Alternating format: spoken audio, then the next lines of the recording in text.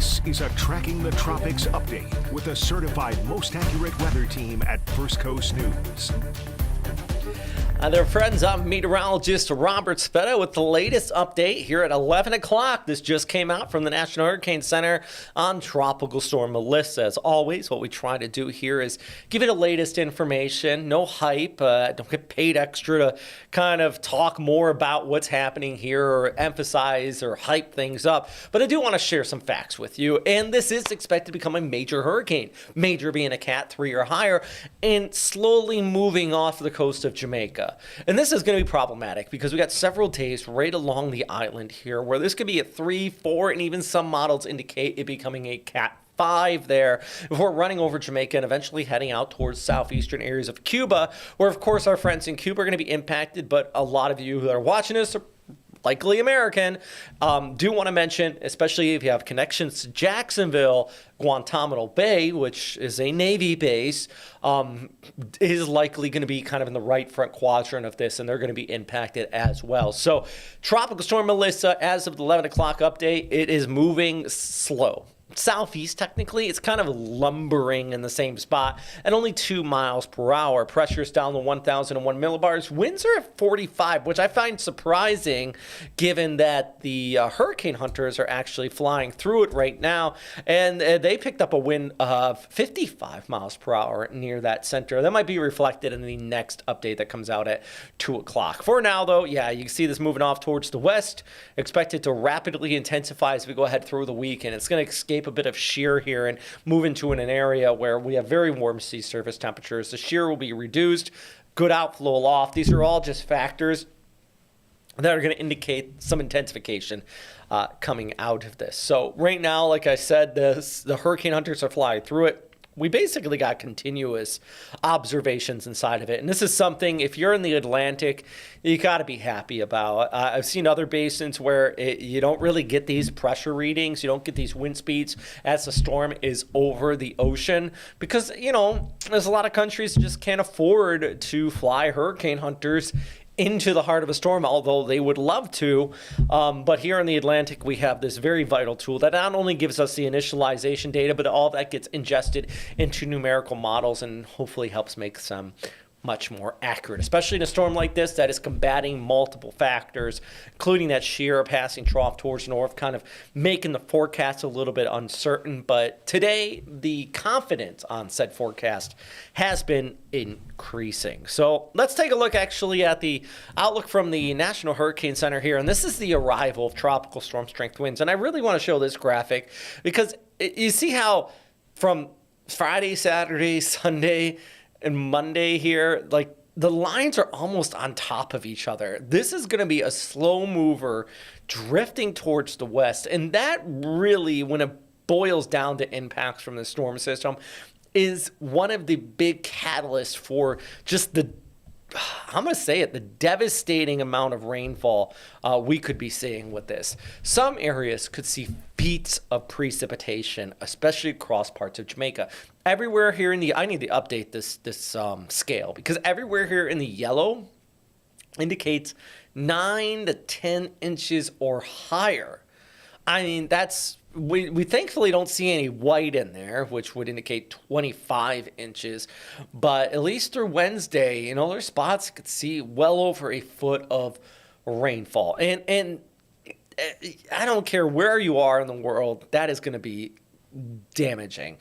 The mountains that the global models don't have a good job picking up on, but mountains of Jamaica, parts of Haiti could see even more than that just because of that orographic lifting. You get a little bit of upslope enhancement, and that helps to squeeze out, kind of like wringing out a sponge and squeezing out the moisture from some of these systems. So yeah, that's the biggest issue I think that's going to be had with this. Of course, major hurricane off the coastline of Jamaica is not going to be great, but the flood threat, I believe, is going to be one of the major issues before this turns towards the north and also impacts Cuba. And also, by the way, the fact that the low-level center could just be hanging out off the coastline of Jamaica means that that core of the engine for this tropical system, what I mean by engine is that latent heat release. You get the moisture down near the surface, goes up aloft and outflow aloft. That's going to stay out over the warm waters, which just it's like fuel. You keep pumping the gasoline into the engine, it's going to keep it intensifying. If the low-level center crosses over Jamaica, bad news for Jamaica, but good overall because it will weaken it a little bit. But not worth. It's a no-win situation here. Hopefully, Shear kind of acts on it enough where it keeps it somewhat weaker, but I think once that shear escapes, this is going to be a serious storm for our friends out there. Taking a look actually at the warnings here. Hurricane warnings now in place for Kingston and also over towards Haiti as well. Yeah, that's no surprise. I mean, this is going to be I'm actually a little surprised Haiti at this point, but they could get some of the outer fringes of this as it kicks around off towards the west. I'm actually just trying to pull up some of our social medias, by the way. If you're watching on any of our social media platforms and you want to share, some of the latest, some questions on what's going on out here, maybe impacts on Florida or anything like that, please do. And I'll try my best to get to them here in just a moment. But let's get back to our forecast. And, well, actually, let's take a look at some of the models here. This is the ECMWF guidance, kind of showing this drift slowly off towards the west. And I think this model has the best handle on this. Even our in-house model kind of shows it a little bit further towards the east. But the ECMWF, as well as the Google DeepMind, we don't have access to display that here. It's still an experimental model. It shows something very similar, just drifting south of Jamaica and then just kind of rapidly intensifying in those very warm waters. Before we get an area of low pressure, you can kind of see it right over Florida. That low, which is going to bring some messy weather to northeast Florida and southeast Georgia on Monday, is going to move off to the east and kind of hook this. Think of a fish hook. So it's going to cast a line down. You can see that line right there. Watch as it moves towards the east. See that kind of band, a little bit of tail behind the low? That's going to hook this and pull it across Cuba, across the Turks and Caicos, parts of the Bahamas, and shoot it off towards the north based on everything we see right now. Now, granted, this is showing Friday, October 31st. That would be next Friday, 7 days from now. As we know, long-range guidance can sometimes be uncertain. But based on everything I see at this point, late next week, and including around Halloween, we're going to have this area off towards our east, a cold front kind of ushered down, pulling it along, and then cooler, drier air all across the southeast. So this storm may act as a catalyst for some rather frigid air to wrap up the month of October and head into November. I really, honestly, for Jacksonville and the First Coast, I'm not expecting whatsoever to come to our area. It's just the dynamic setting up with this. You have multiple passing troughs. You have the upper level winds across the southeast. It would be the equivalent to put it very simply in meteorological terms from somebody who's been doing this for decades, it would be the equivalent of water flowing uphill. Yeah, maybe in some weird way, wind could blow water up like a little bank or something like that, but 10 out of 10 times the water's going to flow down hills, right? So that's going to be the case with this. It's going to want to stay near that troughing and not head towards the high pressure ridge that is located over the south and east. And you can see that here with our ensembles, kind of giving you an idea of the GFS versus the ECMWF. You see how that lingers there? The GFS kicks it off towards north a little bit quicker. I'm leaning more towards the ECMWF is showing here. Lingering there as we go ahead through Thursday, and then by Friday, it kind of moves off towards the north and east. And then here's another look at our ensembles. This is the GFS versus the Euro. And, I showed you the operational models there.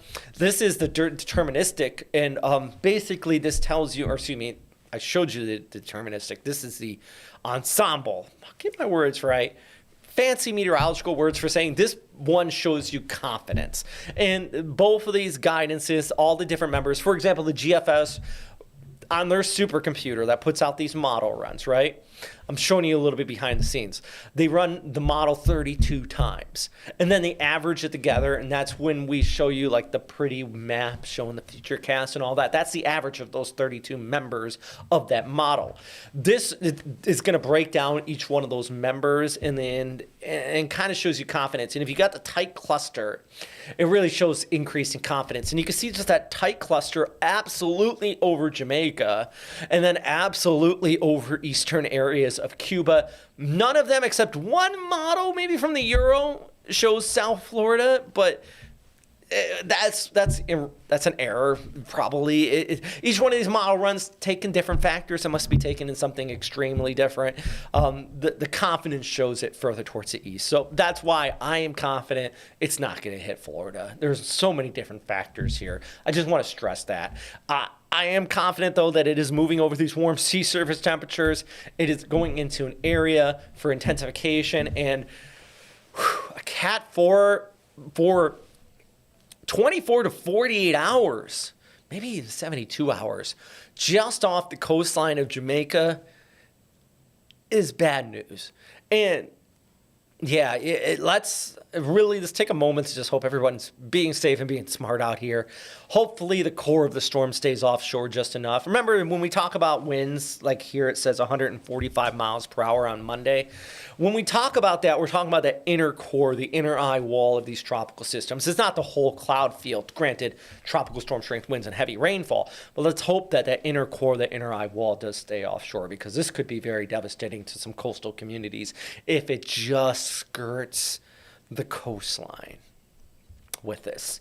So yeah, let's see if I got any questions on here. As always, I'm just trying to engage with y'all and get some more information on what's happening in your mind. I don't have any questions, at least at this point, but if you ever get any, send me a message. Robert Speta, rspeta at firstcoastnews.com, or you can find me on social media. It's pretty easy. You just say Redheaded Weatherman on social. I'm sure I'll pop up. Or you can look up Robert Speta. That'll probably be the easier way. All right. With that said, Melissa, okay? I do want to talk quickly about our local forecast across the First Coast in Jacksonville. So if you are not on the First Coast or Jacksonville, thanks for stopping by. This part's not for you, but you can keep watching. You can do what you want. All right, so Monday we have a weather impact alert in place. That's another thing that's not meant to hype. It's just to say that's probably going to be an impactful day on your day-to-day routine. For example, Monday morning, I got some scattered showers just around the morning commute. That is all due to this area of low pressure that's pushing on by, the same low I mentioned earlier that's going to hook the storm and pull it towards the north. Now, we do have a couple dry days behind that, lower dew points and high pressure builds in. That's going to cause some radiational cooling. Now, I'm going to point this out because I've seen some viral posts talking about bad air quality over Jacksonville. And it all boiled down to actually some erroneous malfunctions with some air quality sensors. And a few social media posts, I won't call anybody out, but they got like thousands of shares saying that people are urged to stay inside in Jacksonville. Sometimes sensors malfunction, and sometimes, like for example, our anemometers across the station, sometimes they'll show 100 mile per hour winds when it means 10. It's like a decimal point was misplaced. Same thing with temperatures, and sometimes the same thing with air quality. It doesn't mean somebody dropped a dirty bomb over the city, but this time of year, there is reason to believe that the air quality could go down because we do get these high pressures that cause an inversion. So you get that radiational cooling near the surface. The air cools quicker than the air aloft. So typically, if you have warmer air near the surface, the air is going to rise. But if you get an inversion set up, it all gets trapped near the surface and the air quality goes down. And that's why, we could have some moderate kind of poor air quality type setups over the upcoming days, especially when we get that high pressure ridge set up. But over the weekend, in fact, winds are going to pick up with that area of low pressure passing overhead, and that's going to disperse the inversion anyways. I wanted to address that. If you're kind of curious, if you're one of those people that's seen those thousands of shares about the bad air quality over Jacksonville, I'm here to tell you as a meteorologist.